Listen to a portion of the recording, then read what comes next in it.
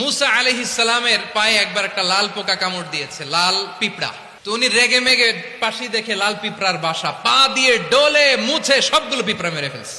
এই ঘটনাটা আল্লাহ ঘটিয়েছেন এজন্য মুসা আলাইহিস সালাম তিনি আল্লাহকে জিজ্ঞেস করেছিলেন, আল্লাহ তুমি যখন কোন জনপদে আযাব পাঠাও, শাস্তি দাও, ওখানকার শুধু জালেমরাই তো মরে না, ভালো মানুষগুলাও মরে, তো আযাব দিবা মুশরিকদের উপর দিবা, অবাধ্যদের উপর দিবা, ভালো মানুষগুলারে মারো কেন?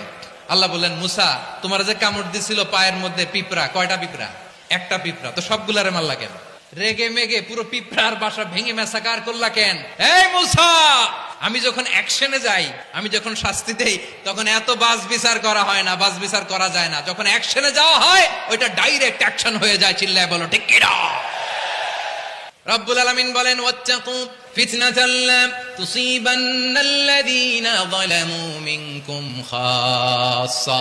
ও আমার গোলামেরা, ওই আযাবকে ভয় করো যে আযাব যখন আমি জমিনের বুকে পাঠাই শুধু জালেমদেরকেই মারি না, আলেমদেরকেও মারি।